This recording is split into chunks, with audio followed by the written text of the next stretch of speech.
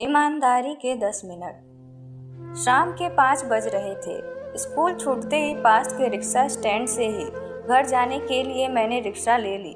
रिक्शे का किराया देकर मैं घर की तरफ बढ़ी ही थी कि मैसेज चेक करने के उद्देश्य से मोबाइल फ़ोन निकालने के लिए मैंने कुर्ते की साइड पॉकेट में हाथ डाला, पर मोबाइल वहाँ नहीं था। मैं घबरा गई। हड़बड़ाहट में मैंने अपने पर्स को अच्छी तरह से छान मारा, पर मोबाइल कहीं नहीं था। मन में तुरंत कौधा कि हो न हो मोबाइल रिक्शे में ही गिरा है। मुझे अच्छी तरह से याद था कि मैंने मोबाइल को कुर्ते की साइड पॉकेट में ही रखा था। स्कूल से निकलते वक्त करेक्शन के उद्देश्य से मैंने 2 बड़े बड़े थैलों में बच्चों के नोटबुक्स भरकर दोनों कंधों पर लटका लिए थे। बुक्स के कारण थैले काफी वजनी हो गए थे। इसी कारण मोबाइल का वजन न के बराबर हो गया था और मेरी जेब से वह कब और कैसे गिर गया उसका एहसास ही नहीं हुआ। घबराहट में भागी मैं घर के सामने वाले रिक्शा स्टैंड पर पहुंची। आसपास नजर दौड़ाई तो रिक्शा वाला वहां कहीं नजर नहीं आ रहा था। मन में अनेक बुरे बुरे ख्याल आ रहे थे। एक रिक्शे वाले से मैंने पूछा, वो रिक्शे वाला कहाँ गया? उसमें मेरी फ़ोन छूट गया है। मेरी आवाज़ सुनते ही वहाँ मौजूद सभी लोगों और रिक्शा वालों की निगाहें मेरी तरफ मुड़ गई। फिर भीड़ में से ही किसी रिक्शे वाले ने बताया कि वह तो कब का वहाँ से चला गया।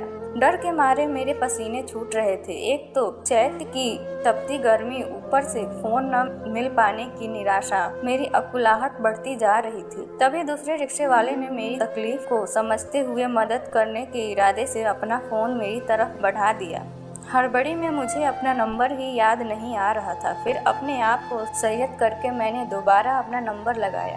फ़ोन की घंटी बज रही थी, पर सामने से कोई रिस्पॉन्स नहीं मिल रहा था। मैंने दोबारा नंबर लगाया, परंतु रिक्शा वाले ने अपनी रिक्शा में पैसेंजर बिठा लिए थे, तो उसे भी वहां से जाने की जल्दी थी। उसके फ़ोन मेरे पास था, इसलिए वह असमंजस में था कि अब क्या करे। एक तरफ इंसानियत की मांग, वह दूसरी ओर पेट की रोटी। मैंने भी उसे रोकने की कोशिश नहीं की। उसका फ़ोन उसे लौटा दिया। सोचा कि किसी दूसरे से मांग लूंगी। फ़ोन को कान से लगाए हुए वह रिक्शे में बैठा ही था कि फ़ोन में दूसरी तरफ से आवाज़ आई, हेलो हेलो हेलो, हाँ 1 मिनट। फ़ोन पर हेलो हेलो करते हुए उसने मुझे अपना फ़ोन पकड़ा दिया।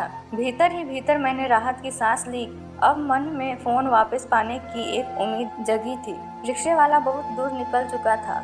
किस्मत अच्छी थी कि उसने कोई सवारी नहीं बिठाई थी, वरना फ़ोन मिलना तकरीबन नामुमकिन हो जाता। मैंने बातचीत करके उसे उसी रिक्शा स्टैंड पर बुलवाया। इंतजार के वह 5 मिनट लगा सदियों के समान गुजरा। मन में नकारात्मक विचारों ने घेरा डाल दिया था। कहीं रिक्शे वाले के मन में कोई पाप न आ जाए, कहीं उसने अपना मन बदल लिया तो मेरा कितना नुकसान हो जाएगा, और न जाने कितनी उलझलुत बातें मुझे चोट टोच रही थी। अचानक मेरे सामने वह रिक्शा आकर रुकी। उसने मेरे हाथ में मेरा फ़ोन पकड़ाया और जाने को तत्पर हुआ तो मैंने उसे रोक लिया और मैंने इनाम के तौर पर कुछ रुपये देने चाहे, परंतु उसने साफ साफ इनकार कर दिया कि वह इस रुपयों को नहीं लेगा। फिर मैंने उससे आग्रह किया, भैया आप इतनी दूर से लौट कर आए मेरा फ़ोन लौटाने के लिए, तो कम से कम अपना किराया तो ले लीजिए। बिना कुछ कहे अपना किराया लेकर उसने बाकी पैसे मुझे वापस लौटा दिए। मैंने अच्छी तरह से उसे धन्यवाद भी नहीं कर पाई थी कि वह रिक्शा स्टार्ट कर वह वहाँ से तुरंत निकल गया। शायद उसे कहीं जाने की जल्दी थी। मैंने स्टैंड के बाकी रिक्शा चालकों को भी धन्यवाद दिया और वहाँ से चली गई।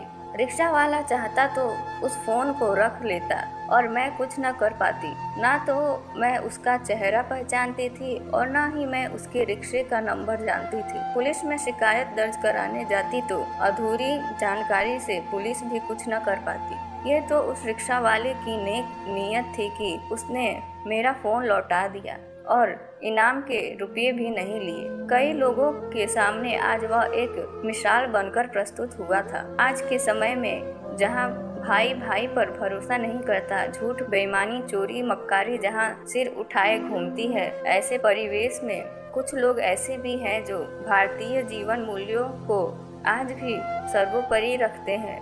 शायद इसीलिए कहते हैं कि इंसानियत अभी पूरी तरह से मरी नहीं है। वीडियो पसंद आई हो तो लाइक करें और